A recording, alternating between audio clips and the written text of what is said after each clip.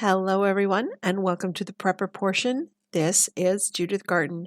Some time ago we bought a bag of broccoli crowns for a vegetable tray that we planned on making, and after cutting off all the florets, I had a lot of trunk left over. And as you can see, here they are. A few years ago, I started following my mom's advice to eat all those scraps and waste not, want not. So that's become the practice in our kitchen. Today we're going to cut off all the brown parts, chunk them up, blanch them, then freeze the tree trunks into bags for soups, casseroles, and side dishes. Now remember too, you can recycle your produce bag as a kitchen scrap catch-all as well, and that's what I'm planning to do today.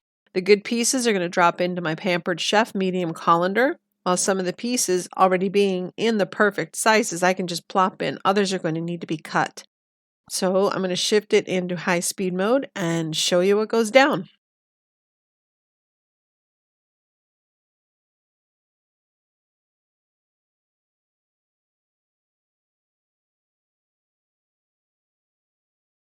Now to clean up the scraps, what are you going to do? Well, if you compost, toss them into your bucket or pile, however you work that.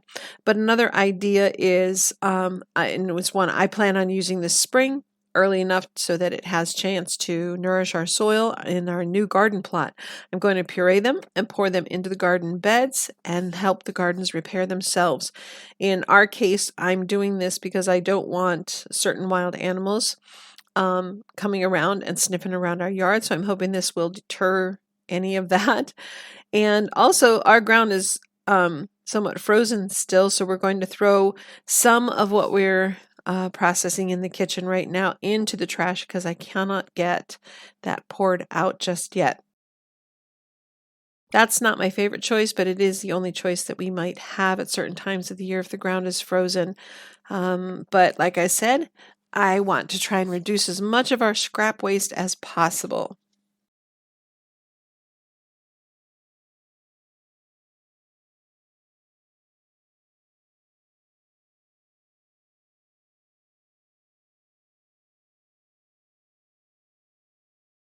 Now, all these dice chunks will make at least one pot of soup or one casserole dish. They need to be blanched first, like I said. I already started a pot of boiling water before I started cutting up the vegetables, so I'm just going to drop these into that boiling water and allow them to blanch for about 3 minutes. Next, that broccoli will be dropped into ice water to fast chill and stop any cooking process.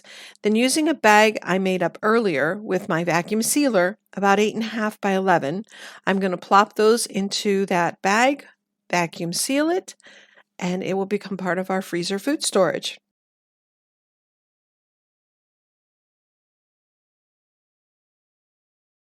See, placing the open bag into the catch tray inside the sealer unit, making sure to overlap the sealing strip with enough of the edge, I can lock the lid down, press the dry, fast vacuum, and then push the vacuum and seal button.